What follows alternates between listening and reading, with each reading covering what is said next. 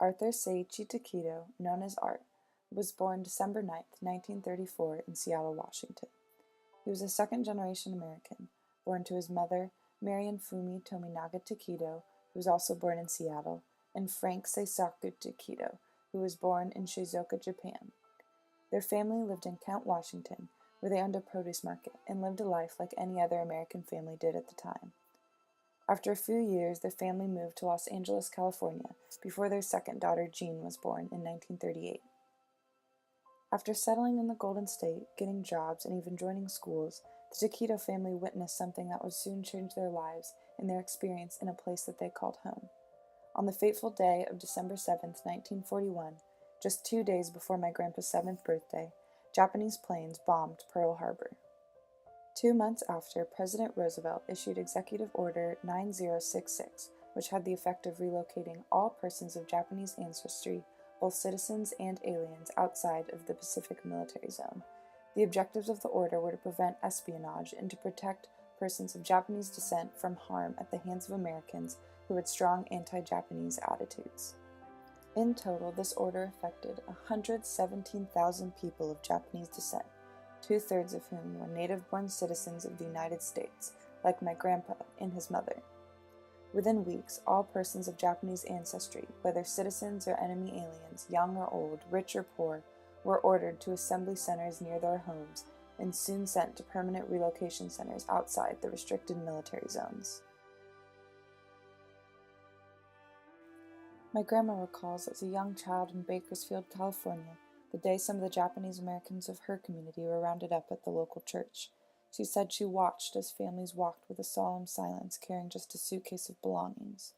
Often these evacuees had just days to dispose of their businesses, their land, their homes, and their personal possessions at the low, hostile prices buyers knew they were so desperate for. As someone later relayed, "We took whatever we could carry, so much we left behind, but the most valuable thing I lost was my freedom."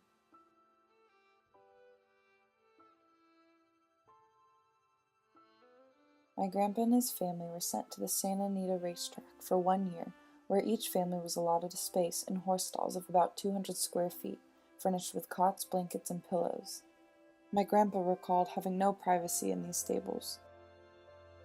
They were then transferred to the Gila River internment camp in Arizona for the next 3 years.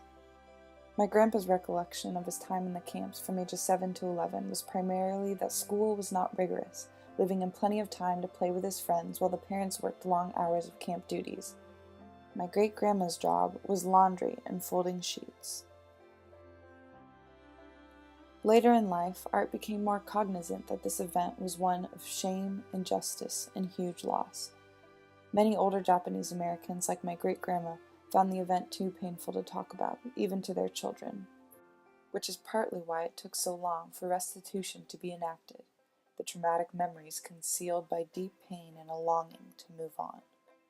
Not until the Reagan-Bush years did Congress finally move the 1988 law acknowledging the injustice of the internment, apologizing for it, and providing $20,000 to each person who was interned that was still alive.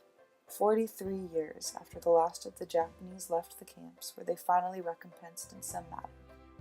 But a simple cash payment could never fully mend abandoning a fully established life with no choice and returning to a bitter freedom having almost nothing. After internment, my grandpa continued on with his life. He'd passed just in February 2015, but he lived with compassion and service to those around him.